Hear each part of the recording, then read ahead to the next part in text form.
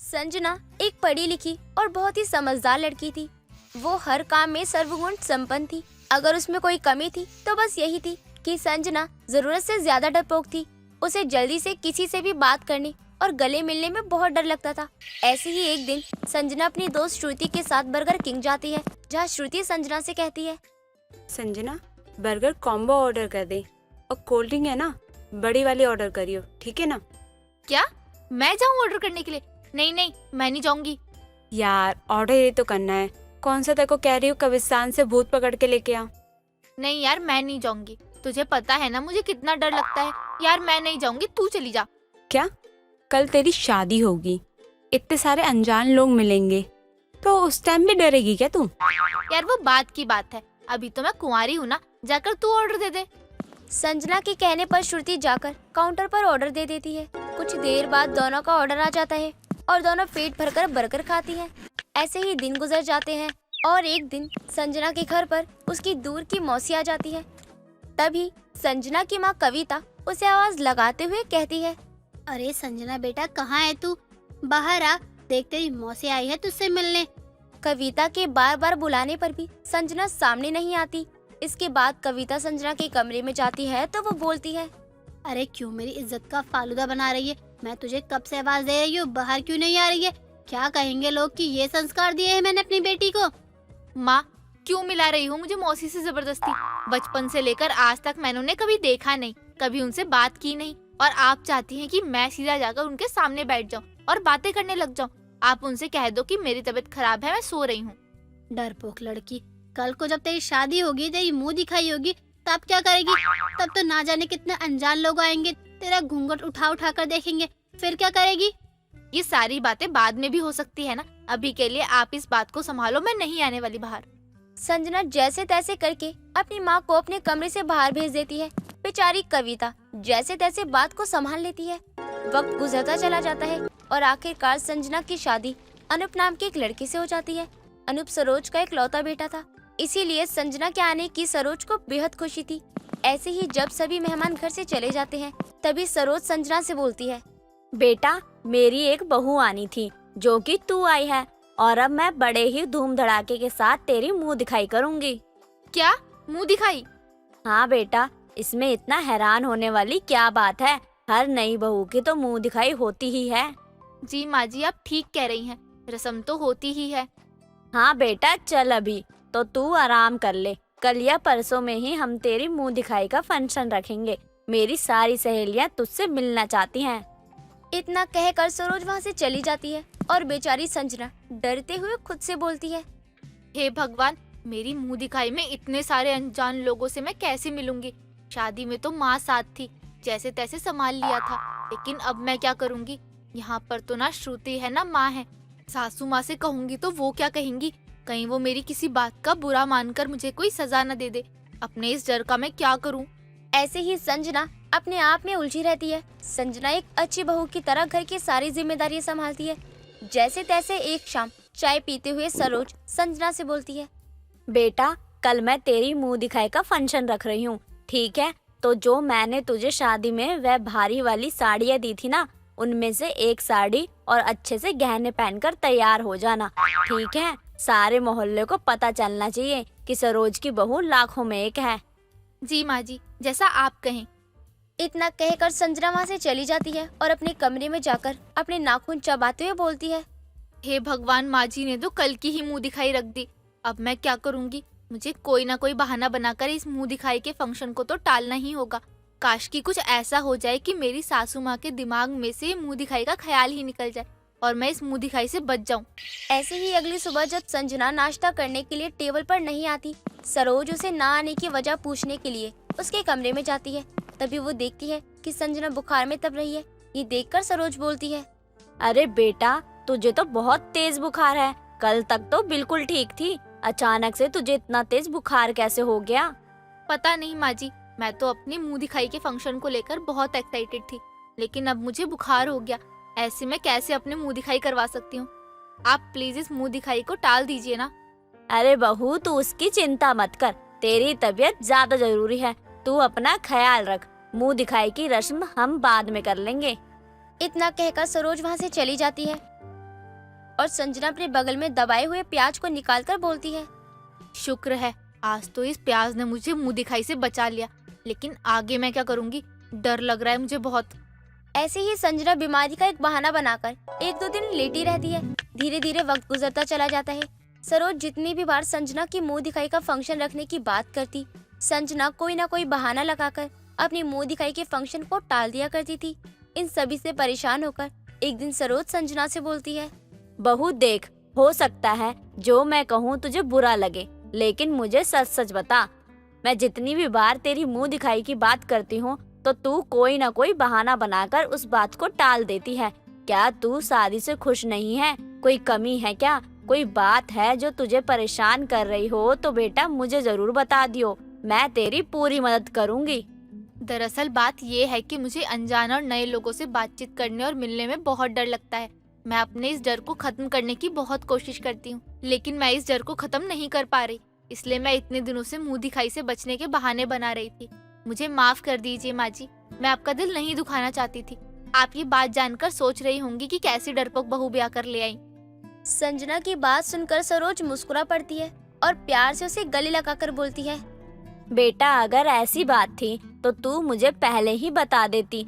देखो बेटा, दुनिया में जीना है तो हमें हर किसी इंसान से मिलना भी पड़ता है और बात भी करनी पड़ती है। रिश्ते नाते, परिवार, ससुराल, मायका संभालने के लिए हमें बहुत सारे नए रिश्तों को बनाना भी पड़ता है और बहुत सारे अनजान लोगों से मिलना भी पड़ता है। यही तो दिक्कत है माँ जी कि मेरे अंदर का ये डर खत्म ही नहीं होता। मैं किसी के सामने कैसे आऊँ? किसी को देखकर मैं इतना डर जाती हूँ कि मेरे मुंह से कोई शब्द ही नहीं निकलता और पसीने टपकने लगते हैं। मैं करूँ तो करूँ क्या? कोई बात नहीं बेटा, तेरी इस प्रॉब्लम का भी हल है मेरे पास। देख, अब तेरी सासू माँ कैसे तेरे डर को दूर भगाती है और फिर अपनी डरपोक बहू की देख कैसे धूम धड़ाके से मुंह दिखाई कराती हूँ। अपनी सास की बात सुनकर संजना खुश हो जाती है और कुछ ही दिनों में सरोज संजना का सेल्फ डेवलपमेंट क्लासेस में एडमिशन करवा देती है, जहाँ पर संजना को लोगों से मीट एंड ग्रीट करना सिखाया जाता है। धीरे धीरे करके संजना का सारा डर निकल जाता है और अब संजना को किसी से भी बात करने में कोई हिचकिचाहट नहीं होती थी और ना ही उसे अनजान आदमियों से मिलने में कोई डर लगता था। ऐसे ही सरोज जब अपनी बहू की मुंह दिखाई का बहुत बड़ा फंक्शन रखती है, जहाँ सभी लोग संजना का चेहरा देखकर उसे बहुत सारी ब्लेसिंग देते हैं और संजना हर किसी से बड़े ही प्यार से मिलती है और बात करती है, जिसके बाद वो अपने हाथों में माइक लेकर सभी के सामने बोलती है। आप सभी यहाँ आए मेरी मुंह दिखाई के फंक्शन के लिए, मुझे बहुत अच्छा लगा। मैं आप सभी को एक बात बताना चाहती हूँ कि मैं जैसे आज आप लोगों के सामने बोल रही हूँ, मैं पहले ऐसी नहीं थी। मैं एक बहुत ही ज्यादा डरपोक लड़की थी, लेकिन मेरी सासू माँ ने मुझे इतना प्यार किया और एक माँ बनकर मेरा साथ दिया और मुझे सिखाया कि कैसे अपने डर पर फतेह हासिल करनी है। और आज मैं आप सभी लोगों के सामने खड़े होकर आपसे बात कर रही हूँ। इसी तरह सभी के सामने संजना अपने दिल की सारी बातें रखती है कि कैसे वो डरपोक से इतनी होशियार बनी है। संजना का ये कॉन्फिडेंस लेवल देखकर सरोज भी बहुत खुश हो जाती है और सभी के सामने अपनी बहू का माथा चूमकर उसे सोने का हार पहनाती है। सास बहू का ये प्यार देखकर सभी लोग बहुत खुश हो जाते हैं और अब डरपोक संजना कभी किसी से नहीं डरती। जनकपुरी नामक गांव में एक जानकी नाम की औरत थी जो कि बहुत गरीब थी। उसका पति अपाहिज था और उसकी एक छोटी सी बच्ची थी जिसका नाम कोमल था। जानकी के पास ऐसा कुछ भी काम नहीं था जिसे करके वो अपने परिवार का पालन पोषण कर सके। वो हर रोज किसी ना किसी के घर जाकर काम मांगा करती और काम मिलने पर उस काम को करके अपने परिवार का पेट भरा करती। ऐसे ही एक दिन जब जानकी शाम के समय काम से लौटकर घर आती है तो उसका पति अरुण बोलता है, जानकी बहुत थक गई हो ना? तुम्हारी किस्मत कितनी खराब है, तुम्हें मेरे जैसा पति मिला। अगर तुम चाहती तो किसी दूसरे के साथ अपना नया जीवन बिता सकती थी, लेकिन तुम अभी तक मेरी सेवा कर रही हो। दोबारा ऐसी बात मत करना। किस्मत मेरी चाहे जैसी भी हो, लेकिन मुझे इतना प्यार करने वाला पति मिला है जिसके लिए पूरी दुनिया निछावर कर दूं मैं। कोमल बेटा, तुम्हारी माँ अभी काम करके थक कर आई है, माँ को तंग मत करो। रहने दीजिए, छोटी बच्ची है, इसे क्या पता थकावट क्या होती है। वैसे भी पूरे दिन की थकावट के बाद अपनी बच्ची का चेहरा देखना और उसे प्यार करना कितना सुकून देता है। ठीक है, जैसी तुम्हारी मर्जी। और बताओ, आज कोई काम मिला तुम्हें? नहीं, कोई काम नहीं मिला मुझे। आज पूरा दिन मैंने सभी के घर जा जाकर काम मांगा, लेकिन किसी के घर पर कोई काम नहीं था। मैं कल ही निकल जाऊंगी सुबह सुबह। मैंने सुना है गांव के बाहर कोई दुकानदार है जिसे काम वाली की जरूरत है। आप क्या कहते हो, मुझे जाना चाहिए? मेरा बोलना जरूरी नहीं है, जैसा तुम चाहती हो वैसा करो, लेकिन मैं इतना कहूँगा, अगर काम लगातार हो तो कर लेना, ताकि तुम्हें रोज काम ढूंढने की जरूरत ना पड़े। हाँ, मैं भी यही चाहती हूँ, ताकि मेरा काम हर रोज हो और मेरी बच्ची को ऐसे किसी और के घर के सामने मांग कर खाने की जरूरत ना पड़े। दोनों पति पत्नी अपनी दुख सुख की बातें करते हैं और बिना कुछ खाए खाली पेट ही सो जाते हैं। सूरज की नई किरण के साथ जानकी भी अपने नए दिन की शुरुआत करती है। मंदिर जाकर और पंडित जी का आशीर्वाद लेकर अपने काम के लिए दूसरे गांव जाती है, जहां उसे एक बर्गर वाला मिलता है, जिसे वो बोलती है, नमस्ते मालिक, मैंने सुना है आपको किसी नौकरानी की जरूरत है। क्या ये बात सच है? हाँ, मुझे एक काम वाली तो चाहिए। क्या आप काम के बारे में पूछने के लिए आई हो? जी मालिक, क्या वो काम मुझे मिल सकता है? मुझे बहुत जरूरत है इस काम की। अगर मुझे ये काम मिल जाता है तो मेरे घर परिवार को कम से कम एक वक्त का खाना मिल जाएगा। अरे जरूर, अगर आपको काम की जरूरत है तो मुझे भी तो काम वाली की जरूरत है। ऐसा कीजिए, आप कल से ही ना काम पे आ जाइए। मालिक, कल से क्यों? मैं चाहती हूँ मैं आज से ही आपकी दुकान में काम शुरू कर दूँ, अगर आप चाहे तो। अरे वाह, नेकी और पूछ पूछ। अगर आप आज से ही काम करना चाहती हो तो ये तो बहुत अच्छी बात है। मेरे लिए तो ये और अच्छा होगा। आइए मैं आपको काम बता दूं कि क्या क्या काम करना है मेरी दुकान में। मालिक, आपका बहुत बहुत धन्यवाद। आप मेरे लिए किसी भगवान से कम नहीं हैं। आज मैंने भगवान से ये काम मांगा था और आपने दे भी दिया। जानकी खुशी से फूले नहीं समा रही थी। उसकी खुशी का कोई ठिकाना नहीं था। बर्गर वाला जानकी को धीरे धीरे सारे कामों की जानकारी देता है और जानकी हाँ में सर हिलाती है और काम करते करते कई दिन गुजर जाते हैं। ऐसे ही एक दिन जानकी दुकान का सारा काम खत्म करके बर्गर खाने वाली होती है। तभी वहाँ एक बूढ़ा भिखारी आता है और जानकी से कहता है, भाई कुछ खाने को दे दो, कई दिनों से भूखा हूँ, इस भूखे को कुछ खिला दो। बाबा, आपको ऐसे हाथ फैलाने की जरूरत नहीं है। मुझे पता है भूख क्या होती है, इसलिए लीजिए, खा लीजिए। माई, ये तो तुम खा रही थी, तो तुम मुझे क्यों दे रही हो? तुम्हें भी तो भूख लगी होगी, और ये क्या दे रही हो मुझे खाने के लिए? बाबा, मेरे पास यही है खाने में, क्योंकि मुझे खाने में यही मिलता है। जो मेरे पास था वो मैंने आपको दे दिया। ठीक है माई, जैसा तुमने मुझे दिया खाने को, भगवान तुम्हें देगा और तुम कभी खाली पेट नहीं रहोगी।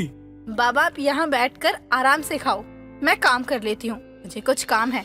बूढ़े बाबा को बिठाकर जानकी अपने कामों में लग जाती है।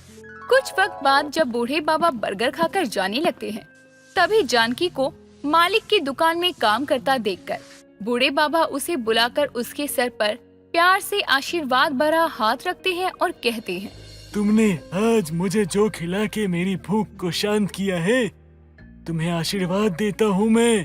तुम्हारा जीवन के लिए वो सबसे बड़ा तोहफा बन जाएगा। बाबा, मैं कुछ समझी नहीं, आप कहना क्या चाहते हैं? बेटा, मैंने तुम्हारी परीक्षा ली थी जिसमें तुम सर्व रूप से सफल हुई। इस वजह से मैं तुम्हें वरदान देता हूँ, आज तुमने मुझे जो कुछ भी खिलाया है, कल से तुम जिस भी बर्तन में अपना हाथ रख दोगी और वस्तु का नाम लोगी तो वो चीज तुम्हारे सामने आ जाएगी। अरे, ये बूढ़े बाबा कहाँ गए? अभी तो ये यहीं थे, फिर पलक झपकते ही कहाँ गायब हो गए? मालिक, क्या आपने उन बूढ़े बाबा को गायब होते हुए देखा? कौन बूढ़ा बाबा? अरे मैं कुछ समझा नहीं, वह किस बुढ़े की बात कर रही हो तुम? और ये लीजिए, ये बर्गर खा लीजिए, कब से ना यहीं रखा हुआ है। क्या बर्गर? मैंने तो ये बर्गर उस बाबा को दे दिया था, तो ये दोबारा यहाँ पर कैसे आया? हे भगवान, ये कोई जादुई बर्गर है क्या? क्या हुआ जानकी जी, क्या सोच रही हो आप? जल्दी से खा लो, बहुत काम पड़ा है दुकान में। काम के साथ साथ आप अपनी सेहत का भी ध्यान रखिए।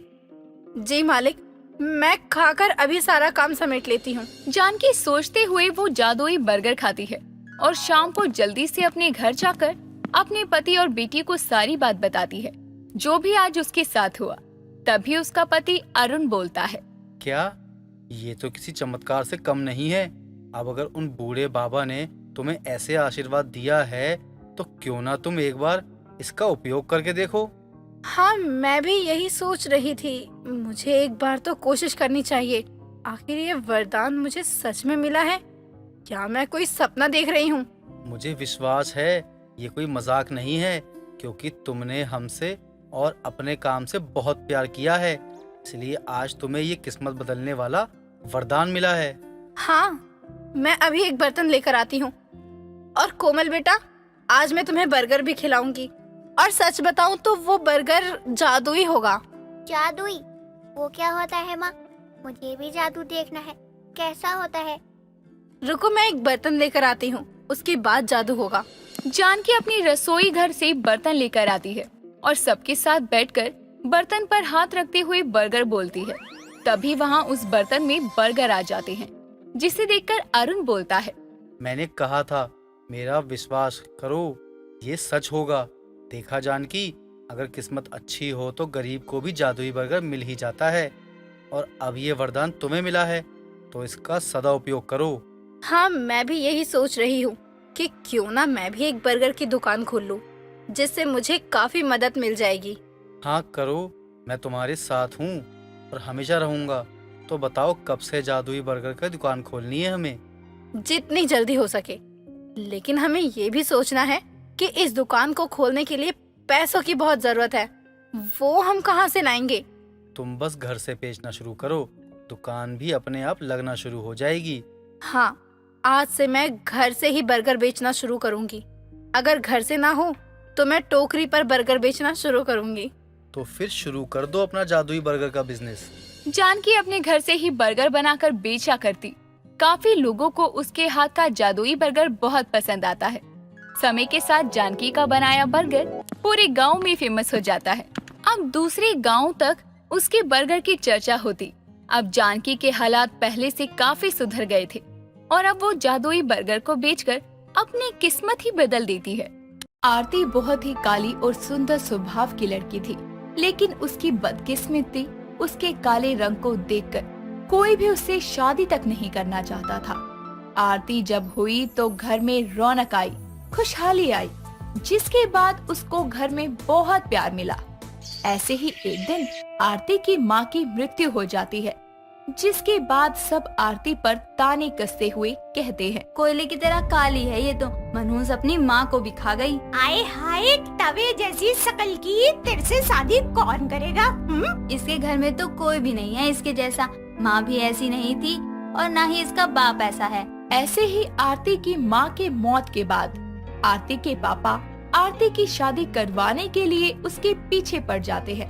आरती बहुत ज्यादा काली थी और उसके काले रंग को देखकर कोई भी लड़का उससे शादी नहीं करना चाहता था। आरती भी परेशान थी। उसकी शादी के जो भी रिश्ते आते वो वापस लौट जाते। ऐसे ही एक दिन, मैंने कहा था ना पापा, मेरी शादी करवाने की जिद मत करिए, मैं ऐसे ही ठीक हूँ। मेरे काले रंग को देखकर मुझसे कोई शादी नहीं करना चाहता। सबको महंगी मोटर गाड़ी, बस पैसे से ही प्यार है। शायद मेरी शादी कभी होगी ही नहीं। बेटा मेरी बात तो सुनो। आरती गुस्से से घर से चली जाती है, जिसके बाद अकेले बैठे हुए वो खुद से बातें करती हुई बोलती है, कोई मुझसे शादी नहीं करना चाहता। इसमें मेरी क्या गलती है कि मैं इतनी काली हूँ? भगवान ने मुझे ऐसा क्यों बनाया कि हर कोई मुझे नापसंद कर देता है?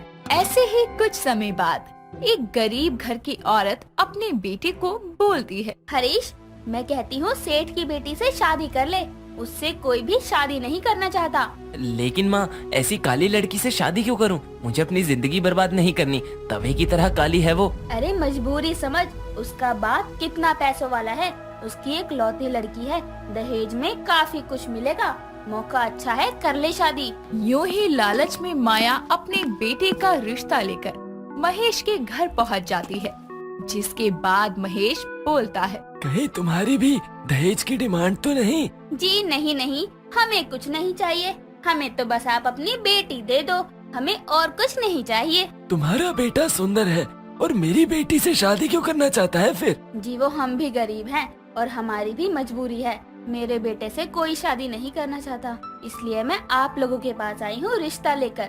मानती हूँ हमारी और आपकी कोई बराबरी नहीं है, लेकिन मैं चाहती हूँ कि आपकी बेटी मेरे घर की बहू बने। ठीक है, हमें मंजूर है। हम अपनी बेटी की शादी तुम्हारे बेटे से तय करते हैं। ऐसे ही माया अपनी गरीबी का फायदा उठाकर अपने बेटे की शादी उस काली लड़की से करवा देती है, जिसके बाद उसको दहेज में उसके पिता कुछ नहीं देते और उसकी सास उससे चिढ़ने लगती है। महारानी अभी तक घोड़े बेचकर सो रही है, कुंभकर्ण की तरह। उठ जा कलमुही। वो माँ जी रात के समय सो नहीं पाई थी तो आँख नहीं खुली। मैं अभी चाय बना कर ले आती हूँ। नहा कर चाय बनाइयो, कहीं तेरे काले रंग से पसीना ही न टपक जाए। जा नहा कर आ। आरती अपनी सास के ताने सुनकर नहाने चली जाती है और चाय बनाकर अपनी सास को पकड़ा देती है। लो माँ जी चाय। ला, ये क्या, चाय भी अपनी तरह काली बनाई है, न चीनी सही से डाली है, चाय पत्ती का डिब्बा ही पलट दिया क्या तूने? आरती अपनी सास की बात सुनकर रोते हुए अपने कमरे में चली जाती है, जिसके बाद अपने कमरे में बिना कुछ खाए पिए वो सो जाती है। शाम होते ही हरीश आता है, जब तक आरती उठकर फ्रेश होकर खाना बना लेती है, जिसके बाद टेबल पर खाना लगा देती है। खाना देखकर हरीश बोलता है, ये खाना किसने बनाया है? मैंने बनाया है जी। पूरा खाने का स्वाद ही बदल दिया। तूने बनाया है सोचकर घिन आ रही है। मुझे नहीं खाना तेरे हाथ का खाना। हरीश उठकर अपने कमरे में चला जाता है, जिसके बाद माया अपने बेटे के पास जाकर बोलती है, ये काली कलूटी हमारे पल्ले पड़ गई और हमें कुछ मिला भी नहीं। आपको ही पड़ी थी मेरी शादी इससे करवाने की। किस काली माई को मेरे पल्ले बांध दिया तुमने? अब क्या करे, मुझे लगा तुझे कम से कम कार या कुछ प्रॉपर्टी तो मिलेगी ही। यहाँ तो 1 रुपया नहीं दिया इसके बाप ने। लोगों को लगता है हमने मोटा पैसा लिया होगा इस काली कलूटी के बाप से। अब मैं क्या करूं? मेरी तो कर दी तुमने जिंदगी बर्बाद। तू चिंता मत कर, इसे यहाँ से भगाने का मैं कुछ सोचती हूँ। ऐसे ही सब अलग अलग जाकर सो जाते हैं। यूं ही अगले दिन आरती अपनी अलमारी से साड़ी बाहर निकाल कर रख देती है और हरीश को बोलती है, सुनिए जरा ये साड़ी देखना मुझ पर कैसी लगेगी। तुम कुछ भी पहनो, तुम पर कुछ नहीं जचेगा। तुम्हारे काले रंग में सब मिलकर एक जैसे हो जाएंगे और तुम्हें जो पहनना है वो पहनो, मुझसे पूछने की जरूरत नहीं है। इतना बोलते ही हरीश अपने बाल सेट करके बाहर चला जाता है, जिसके बाद आरती दुखी होकर बोलती है, मैंने सोचा था ये लोग शादी के बाद मुझे खुश रखेंगे, लेकिन मुझे क्या पता था कि बाकी सबकी तरह इन्हें भी बस पैसों से ही प्यार है। इससे अच्छा तो मैं कुंवारी ही थी। ऐसे ही कुछ समय बाद हरीश की सरकारी नौकरी लग जाती है, जिस वजह से वो खुशी खुशी घर को आ रहा होता है और एक कार एक्सीडेंट में उसके पैर की हड्डी टूट जाती है, जिसके बाद उसे कोई हॉस्पिटल से प्लास्टर करवाकर घर छोड़ने आता है। ये देखकर आरती बहुत परेशान हो जाती है और अपने पति की खूब सेवा करती है। धीरे धीरे हरीश ठीक होने लगता है। डॉक्टर कुछ दिन बाद हरीश का प्लास्टर खोल देते हैं और थोड़ा बहुत चलने को बोलते हैं।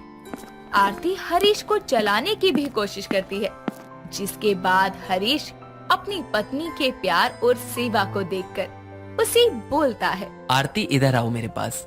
मुझे माफ कर दो, मैंने तुम्हारे साथ बहुत गलत व्यवहार किया। शायद मुझे ऐसा नहीं करना चाहिए था। इंसान के भगवान ने 2 ही रंग बनाए हैं, एक काला और एक गोरा। देखने का नजरिया खुद का अच्छा होना चाहिए। दोनों ही रंग बहुत अच्छे हैं। भगवान की बनाई चीज कुछ भी गलत नहीं है। मैं अपने बुरे स्वभाव के लिए माफी चाहता हूँ। मैंने तुम्हें समझने में काफी देर कर दी। तुम मन की बहुत साफ हो। आप मुझे चाहने लगे यही मेरे लिए काफी है। और कुछ भी बोलकर मुझे शर्मिंदा ना करो। मुझे हमेशा आपका साथ चाहिए। ऐसे ही हरीश ठीक होने लगता है और अपनी पत्नी को समझने लगता है, जिसके बाद माया अभी भी अपनी बहू से चिढ़ती ही थी। कुछ समय बाद हरीश और आरती घूमने जाते हैं, जिसके बाद दोनों को एक साथ देखकर कुछ औरतें बातें बनाती हैं। अरे काजल देख यार, कितनी काली है ये। इसने इसमें क्या देख लिया? कितनी काली है ये, न रंग न रूप। और इसके पति को देख, ब्लैक एंड व्हाइट कॉम्बिनेशन। हाँ यार, लड़के की मैचिंग तो बिल्कुल भी नहीं है।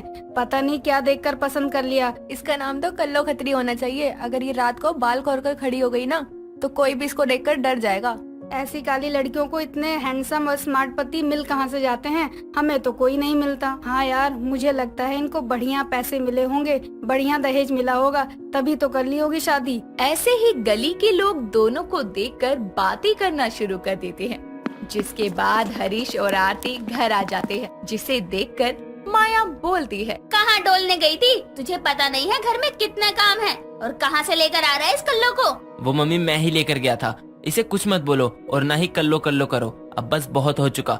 हम कौन होते हैं काले गोरे में फर्क करने वाले? आपको याद है बचपन में आप मुझे नजर से बचाने के लिए काला टीका लगाती थी, और काली माता भी तो काली हैं, फिर भी आप उनकी पूजा करते हो ना। इसमें इसकी कोई गलती नहीं है, इसका रंग काला है तो हम सब ही हैं जिन्होंने ऐसी गलत धारणा बना रखी है। समाज में हम सब लोग धब्बा हैं इंसान के नाम पर, जो दूसरे इंसान से इस तरीके का भेदभाव करते हैं। कुछ नहीं रखा इन सब बातों में। सबको प्यार चाहिए, प्यार बांटो। बेटा मुझे माफ कर दे, मैं गलत थी, मुझे समझने में गलती हो गई। इस चमक धमक की दुनिया में आकर इंसान भटक ही जाता है, जिसे सब अच्छा अच्छा ही दिखता है। मैंने इसके अंदर कभी अच्छाई देखी ही नहीं। बहू माफ कर दे मुझे। माँ जी कोई बात नहीं, अब मुंह मीठा करो।